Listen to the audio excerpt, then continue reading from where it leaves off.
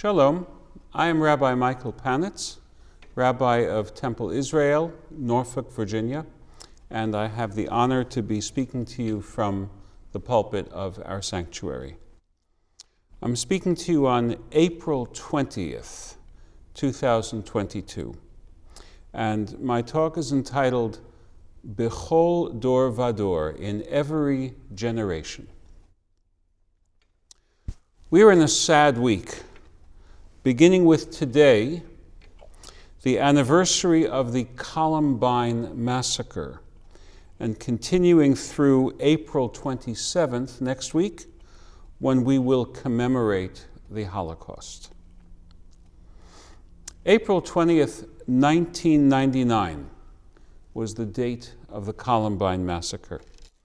On that day, 2 high schoolers opened fire on their classmates, murdering nearly a dozen students and wounding many others before taking their own lives.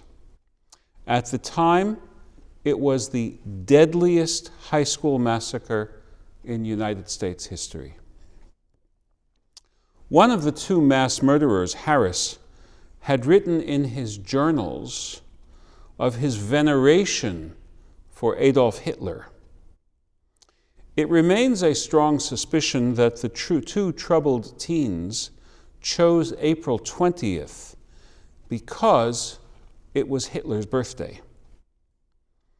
That day was even more dreaded than the other dreadful days of each year of Nazi oppression, because Nazis vied with each other to commit fresh atrocities to honor their genocidal Führer.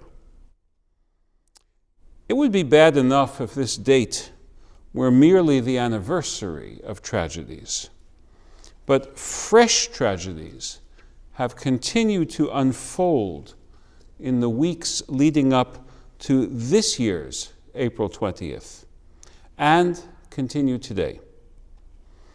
In recent weeks, Palestinian terrorists have gone on a spree of killings and have incited violence against Israelis.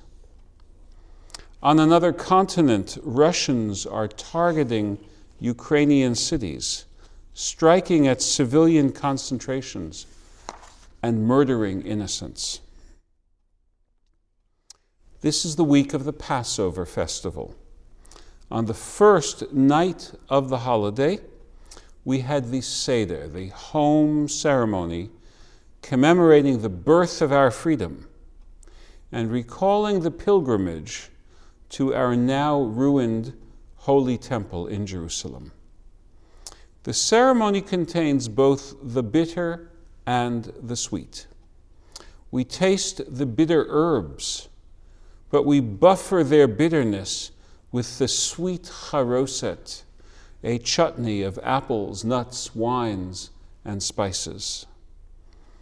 We savor the sight and the hopeful taste of the fresh green vegetables coming to harvest in the early spring, but we dip those vegetables into salt water, reminding us of the tears of slavery. The Seder is both a feast of freedom and a sober acknowledgement that the world as a whole remains unredeemed. The 2 most powerful declarations of the Passover Seder reflect on the historical process. One proclaims, V'hi she'amda la'avotenu velanu, shelo echad bilvad amad aleinu lechalotenu, ela shebechol dor vador, omdim aleinu lechalotenu, v'hakadosh baruch hu matzilenu mi'adam. This is that which has stood for our ancestors and for us. Not only once has someone stood to destroy us, but rather in each generation there are those who stand against us to destroy us. But the Holy Blessed One rescues us from their hand. This text predicts that the hatred of the Jew, which is a marker for humankind's continuing addiction to bigotry and xenophobia, will be a recurring feature of history until the final maturation of humanity. And this year shows yet again that the awaited Messianic era is still beyond the far horizon. The second text enjoins, Bechol dor vador, chayav adam lirot et atzmo ki'ilu hu yatsa mimitzrayim, shene'emar v'higadeta levincha bayom hahu lemor ba'avur zeh asa Adonai li b'tzeiti mimitzrayim. In each and every generation, a person is obligated to see himself as if he had personally left Egypt. As it is stated, Exodus 13:8, you shall explain to your son on that day, for the sake of this did the Lord do such and such for me in my going out of Egypt. Not only our ancestors did the Holy One redeem, but rather also us together with them did God redeem. This second declaration commands us to identify with the lessons of our history.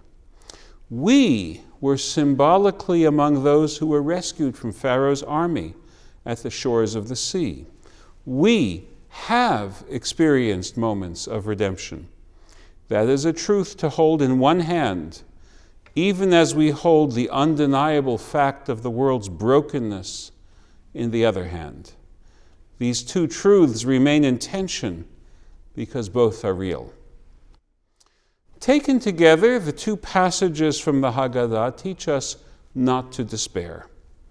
The Holy Blessed One represents the force of redemption. Although the world remains unredeemed, redemption is taking place at all times. We have the power and therefore the obligation to resist evil. We have the power and therefore the obligation to do our utmost to repair this broken world. In 1943, during the horrifying days of the Holocaust, a Jewish prisoner in the Vilna ghetto, Hirsch Glick, received news of the Warsaw Ghetto uprising. Inspired by the bravery of his fellow Jews, he wrote the song Zog nit kein Mol. His song quickly became the unofficial anthem of many of the Jewish partisan groups fighting against Nazi genocide. To this day, the Partisanenlied, the partisan song, remains part of Holocaust memorial services held worldwide. Let me conclude this historical meditation then with a recitation of a stanza of Hirsch Glick's powerful affirmation of the Jewish spirit. Ta zog nit kein Mal, as du gehst dem letzten Weg, choch Himmeln bleie verstellen bloie Tag. Kommen wird noch unser ausgebänkte Schau, sveta poigt ton unser trot mir seinen da. So never say that you're going your last way, although the skies filled with lead cover blue days. Our promised hour will soon come. Our marching steps ring out. We are here. Mir seinen da, Yiddish, we are still here. We must persevere. We must do our part to bend the arc towards justice and towards the time of full redemption. Amen.